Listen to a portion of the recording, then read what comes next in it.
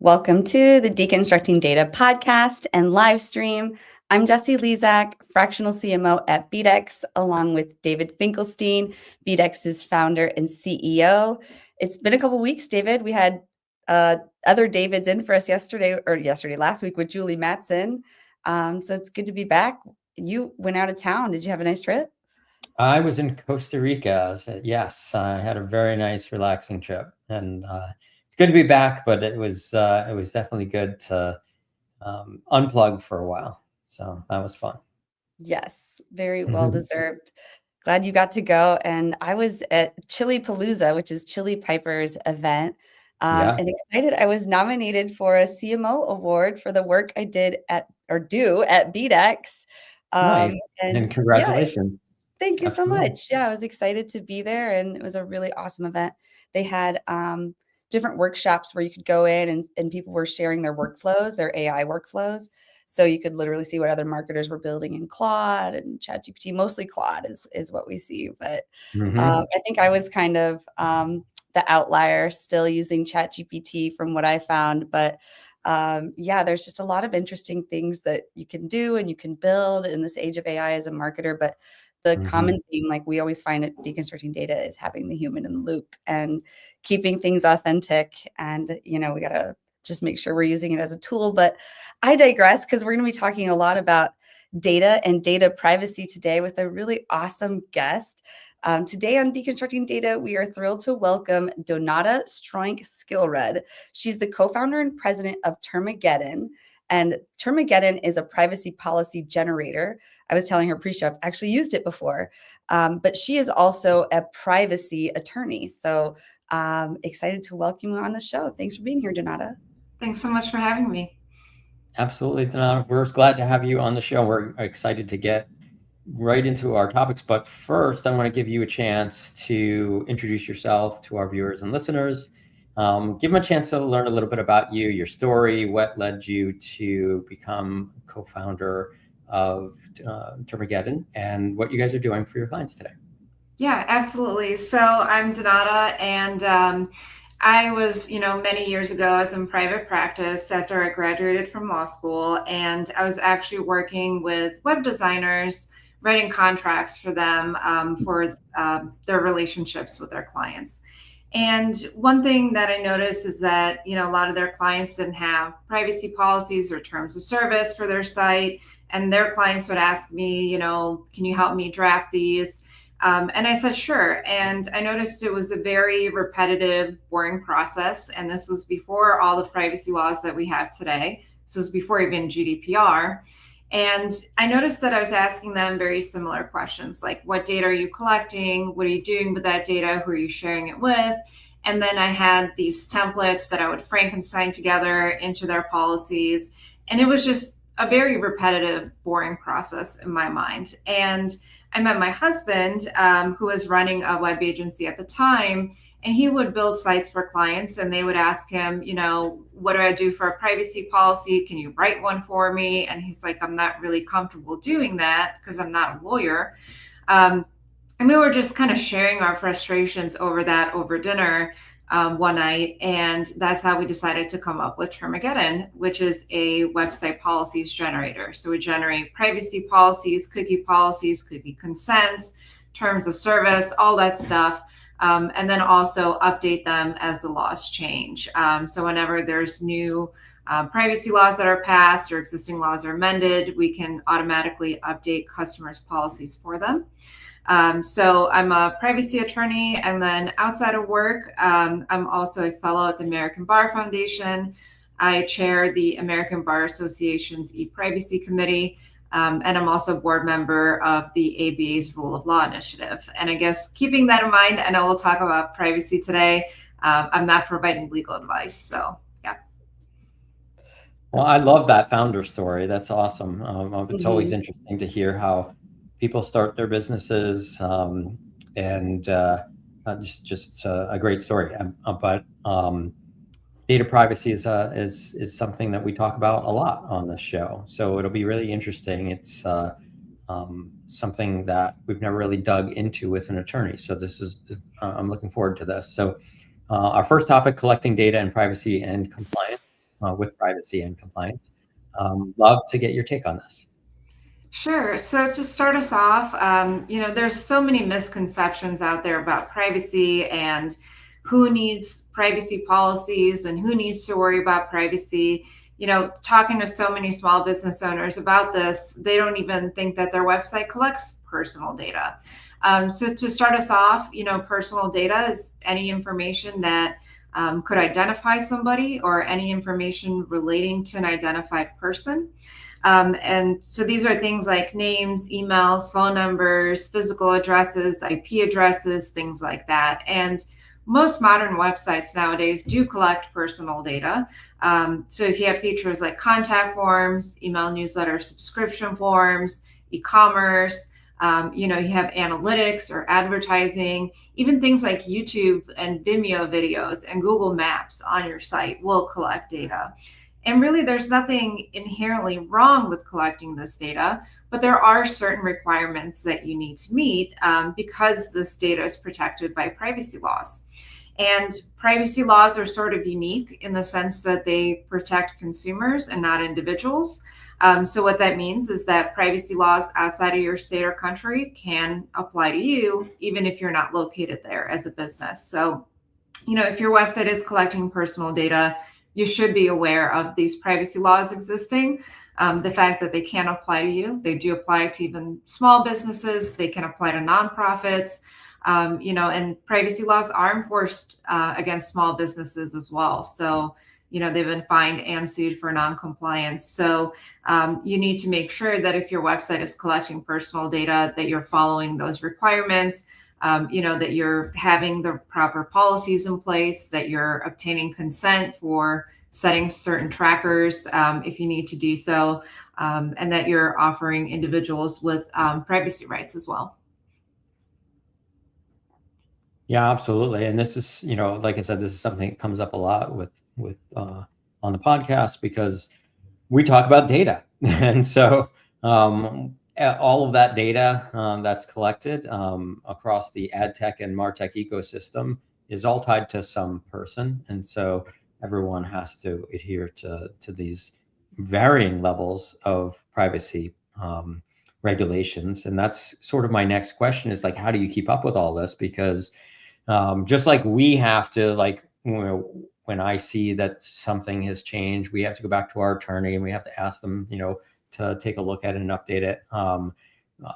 I've never used Termageddon, but now that you're talking about it, I'm thinking to myself, well, maybe I could be saving some money and some headaches. So I'd love to learn more about how you guys are tackling all of these constant changes and all these different states having different regulations and not having one sort of federal governing regulation to cover data privacy. Yeah. So, great point that you bring up no federal regulation. So, in the US, we have federal privacy laws for certain sectors like healthcare information, financial information, children's information, but there's no federal privacy law governing the information normally collected through websites or through marketing or advertising and things like that. And that's why we're seeing this large patchwork of privacy laws in the US, where each state is proposing and passing their own laws. And what happens with that is these laws do not necessarily overlap all the time. The requirements are not the same. They can require you to do different things, offer different rights, different policy disclosures, things like that, which makes it really difficult for businesses to have to comply with these. So what we do and how Termageddon is different from some of our competitors is that we start the policy generation process with a privacy law identifier. So that actually helps the software determine which laws apply to you and therefore what disclosures your policies need to contain. Because a privacy policy is not just random legalese. It's actually based on privacy laws because they literally have a list and they say, this is what your privacy policy needs to include. So that's what those are based on. So we start off with a privacy law identifier. Then we ask you the questions needed to generate those required disclosures. And then we give you the policy text and the embed codes. So the embed code is what goes onto your policies page. On your site, displays the policy text and allows us to update those policies. Now, in terms of tracking, so we use a lot of different tools to track privacy bills. One of the main tools is LexisNexis StateNet. You set up it's kind of like Google Alerts for lawyers. So you set up your search terms, like some of mine are privacy policy, privacy notice. And anytime there's a new bill introduced with that term, it will send me an alert. The International Association of Privacy Professionals helps track bills. So does the American Bar Association. I also get alerts from attorney generals in every single state, which means my email inbox is a mess because they don't allow you to parse by topic. So whenever they send any alerts on any topic, you get an email. So you have to kind of parse through those. But those are really the main ways in which we gain information as to what bills are being proposed. And then you track those either on StateNet or Legiscan. And then, you get an alert at each stage. So you know pretty far in advance whenever something is going to get close to passing, at least in most states. Some states you get, 30 days before it goes into effect, and that's all you get. But other states you get like a year or two, if that's how they have it set up. And then once it's passed into law, that's when we do the updates before the effective date. Yeah, so it's a lot to keep up with. It is. It really is. Yeah, there's so many bills out there. It's crazy, and a lot of them pass, but a lot of them die out through the process too. So it's just kind of a matter of keeping track of those things and watching them closely. Mm-hmm. Yeah, Any that's guesses or opinions? Like, what's the real? What do you think realistically is going to happen again this year? Are we just going to keep waiting? In terms of like a federal privacy law? Mm-hmm. I can almost bet that we will not get one this year or anywhere in the near future. I mean, we have a hard time keeping the government open in the first place, passing laws.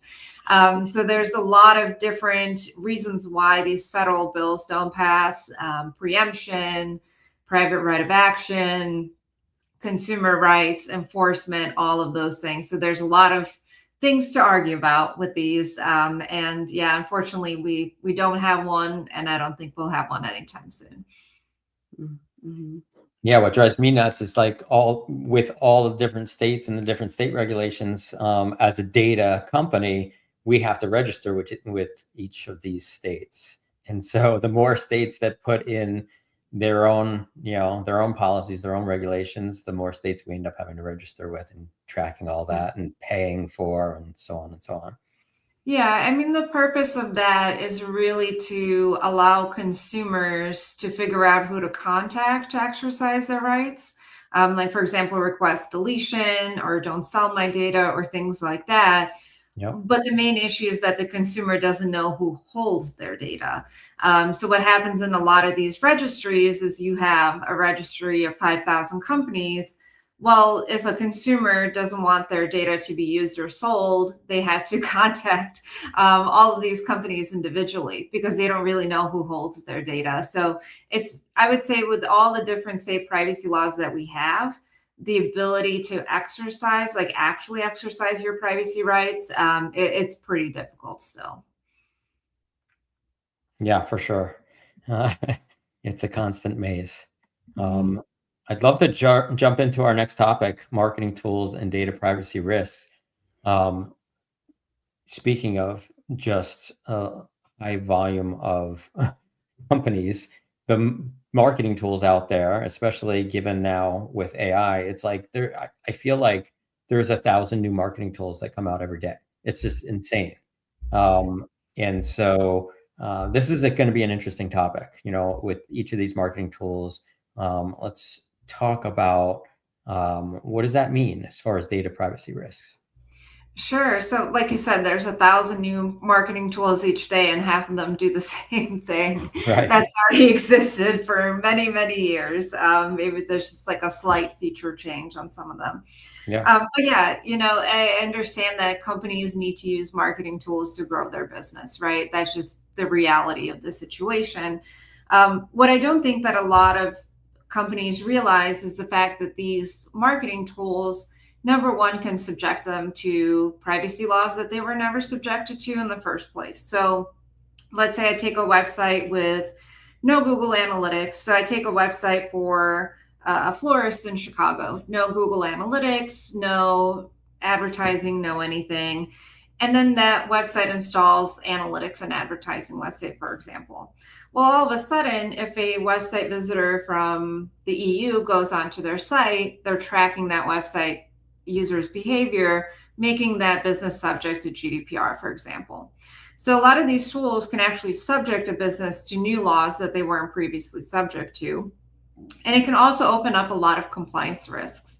So for example, right now in California, there's been a lot of lawsuits under the California Invasion of Privacy Act, where businesses are tracking website visitors from California through tools like analytics, advertising, heat mapping, all of that kind of stuff, without obtaining their prior consent.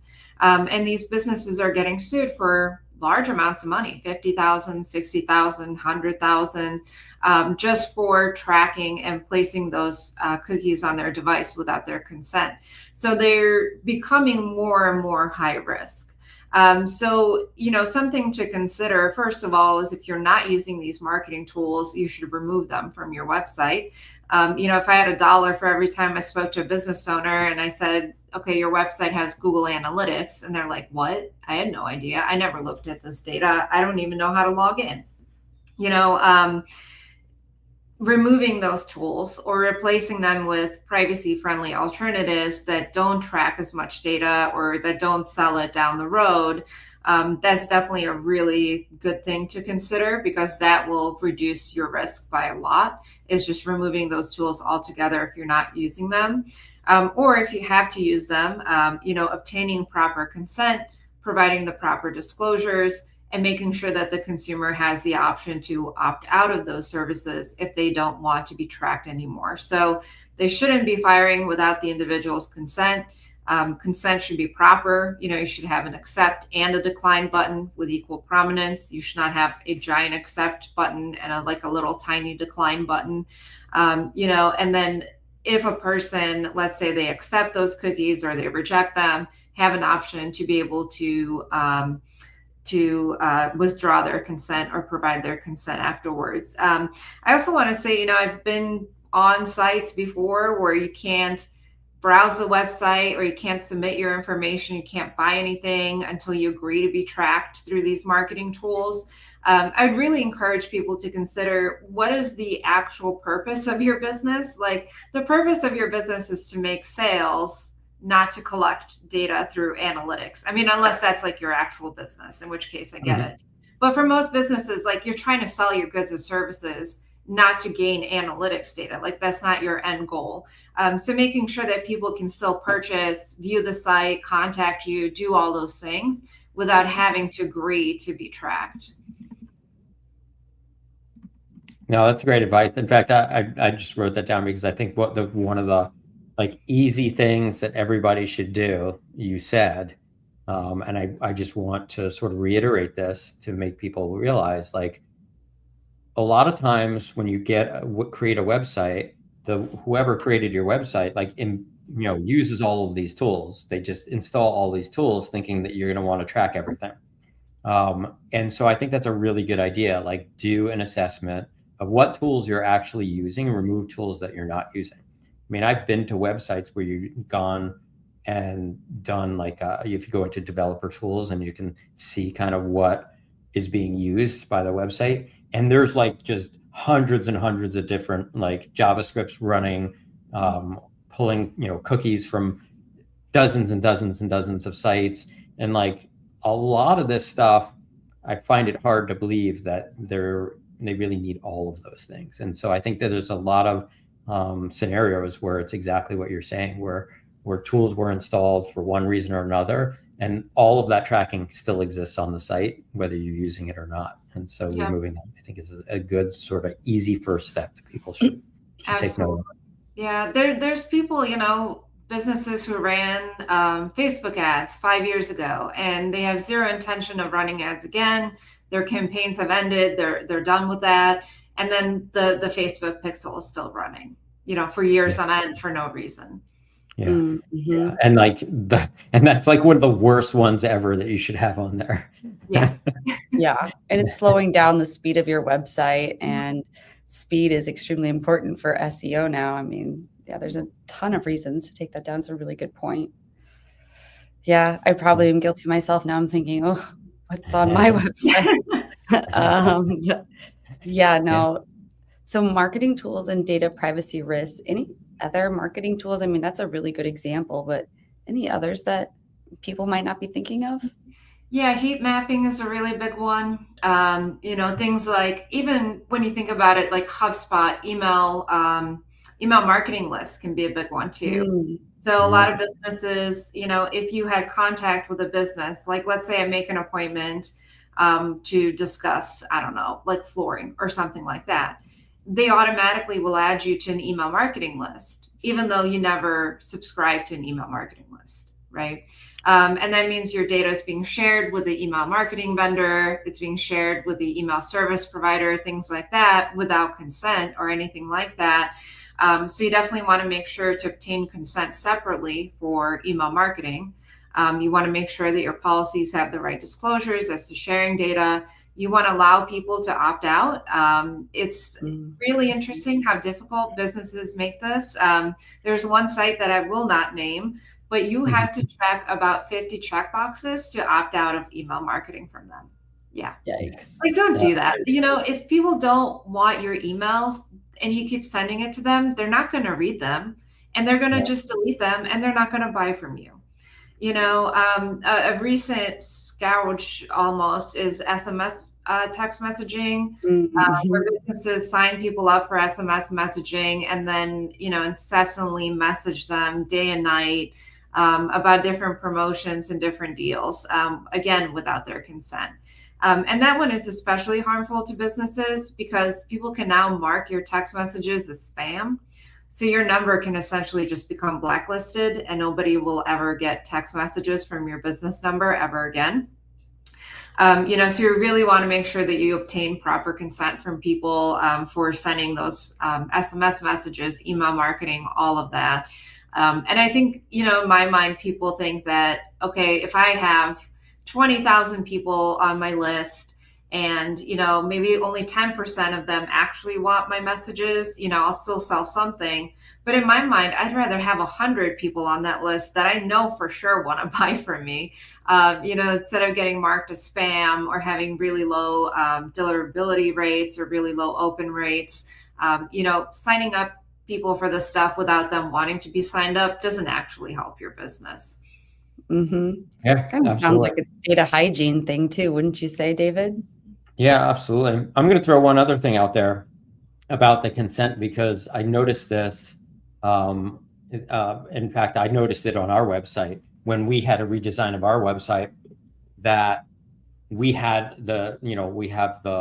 whatever the pop-up that comes up and asks for your consent for tracking. And when people clicked no, not all the trackers were disabled. And so some of those trackers were still tracking. And so when they redesigned our site and I was looking at it, and I was looking at it obviously as the CEO of the company, okay, is there anything that's at risk here? That's the first thing that I checked. And so I started looking at some other sites and noticed that there's a lot of sites out there that do the same thing, because what happens is you install this tool that is really just a pop-up tool that's asking for consent. But if someone clicks no, you have to actually generate an action that prevents those trackers from tracking. And so I'd say that is another thing that people should look at. Whoever designed your website, you need to know, you need to test that, and you need to make sure that that's actually working, because just asking for consent is not enough. You actually have to comply to it. Yeah, but those services should not be tracking people before they click on the banner at all. So, under most privacy laws, when you go to a website, no non-essential cookies should be firing until the user clicks yes. So clicking no should keep them at the same state of no non-essential trackers, versus clicking yes should allow those trackers to fire. But there's a lot of what we call placebo consent banners out there, where all of these services are firing without the user actually ever interacting, or they fire if they click no. or they just say, this website uses cookies. We're assuming you're okay with that. Click OK, and there's no decline. So unfortunately, there's a lot of really questionable banners out there. So for anybody, choosing a banner for their site, definitely do your due diligence to make sure that it's actually doing what it says it's doing, that it's actually compliant. And then after you put it on your site, you definitely do have to test it. And then if you are putting any new trackers on the site, you have to test that too. So, let's say I didn't have the meta pixel on my site today, but I add it tomorrow. I need to add it to the consent banner and retest it again to make sure that it's working properly. Yeah, absolutely. I love that term, placebo consent. Yeah. Yeah. So good. Well, let's move into the final topic. Understanding data privacy laws and regulations. There's a lot there. I mean, you could go into just US, you could go into a particular state, you could go to GDPR. I mean, we'll let you kick us off and kick us up on this entire topic wherever you want to focus, Donata. Yeah. So there are a ton of different privacy laws out there. First thing, privacy laws protect individuals and not businesses. So privacy laws from other states or countries can apply to you, even if you're not located there. So if you're a business, what you really should be asking yourself when it comes to these laws and who they apply to is, who can submit their personal information on my website? Where are my customers located? Where do I offer goods or services? And who do I track through different cookies and trackers and pixels and things like that when they go to my site? So those are kind of the preliminary questions that you ask yourself to figure out which laws apply to me. So let's say, I have a website, I'm in a business in Chicago, but people from California could visit my site and submit the contact form.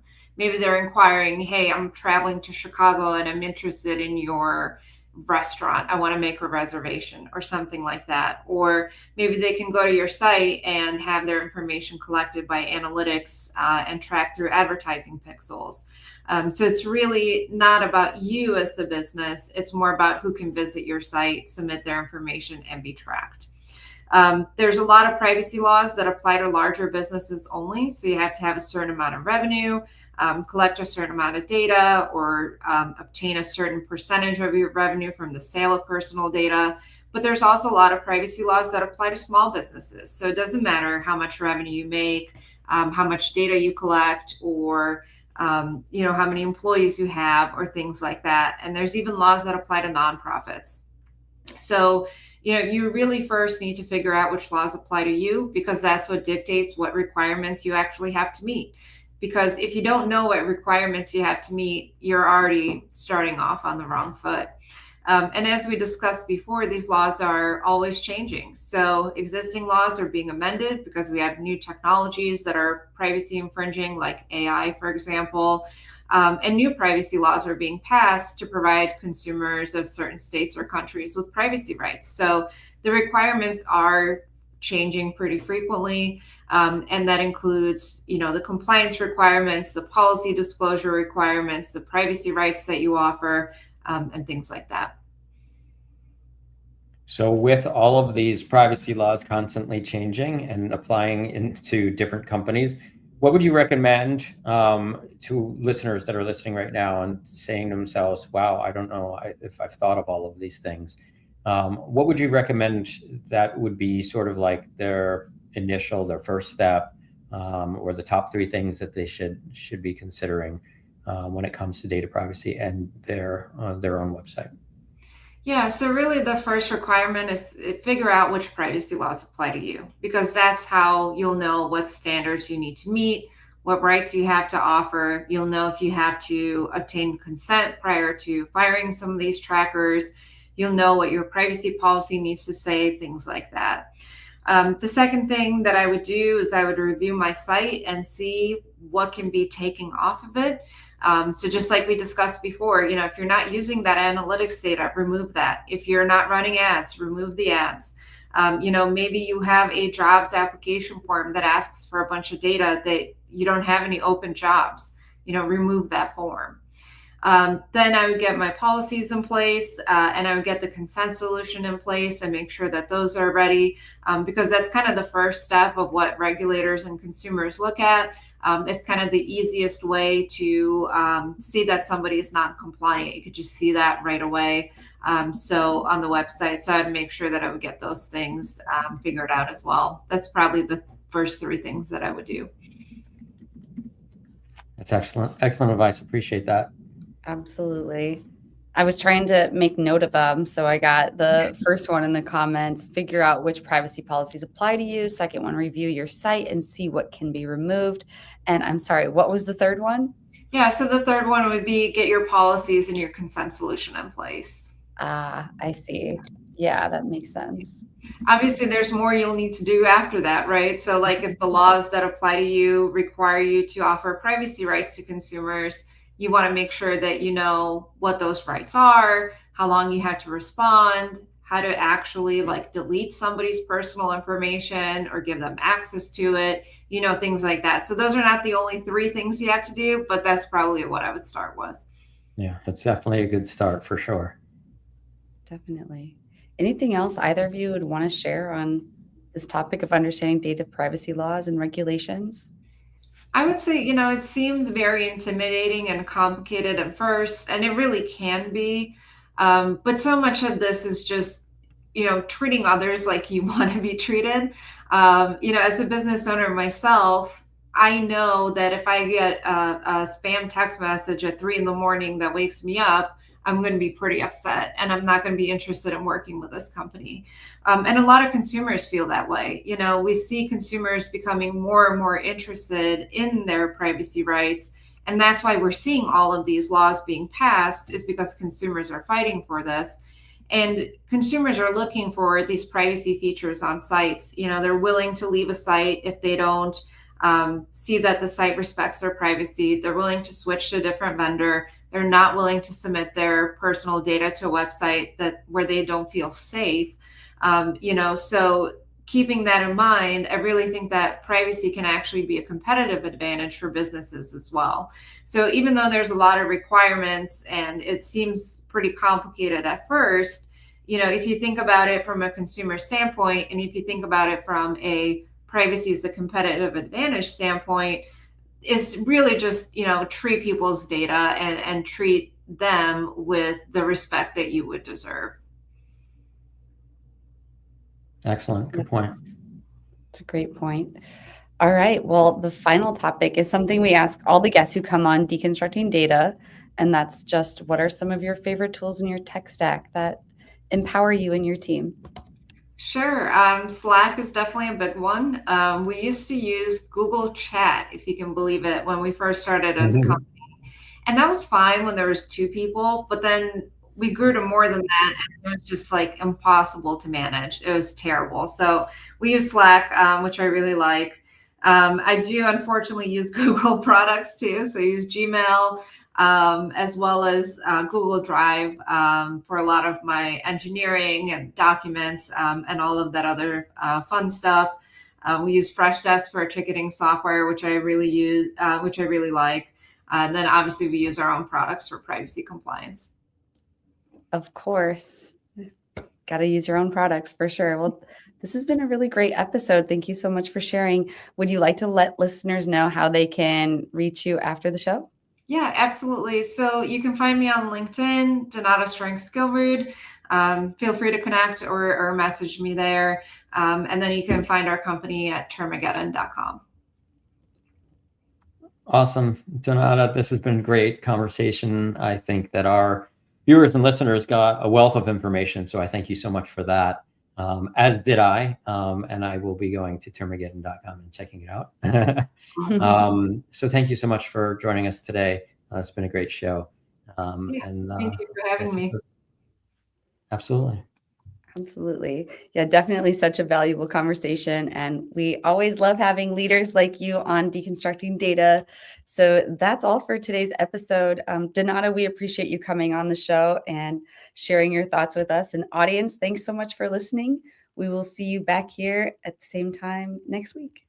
So audience members, we want to invite you to get powered by BDEX. Build authentic connections with your audience and drive unprecedented engagement. So just imagine harnessing the power of AI to craft your audiences that truly resonate with your brand, ensuring that your marketing is hitting the mark every time. We want to bring you closer to those marketing goals, and we're eager to guide you. So just visit bdex.com. You can click on the Talk to an Expert button and get powered by BDEX. Deconstructing Data is the show that makes data make sense. Every Thursday, David Finkelstein and myself, Jesse Lezak, sit down with industry experts to unpack how data really drives marketing. We do this in plain language anyone can understand. If you want real insights, real conversations, and zero jargon, tune into Deconstructing Data live on LinkedIn every Thursday at 4:15 p.m. Eastern Time.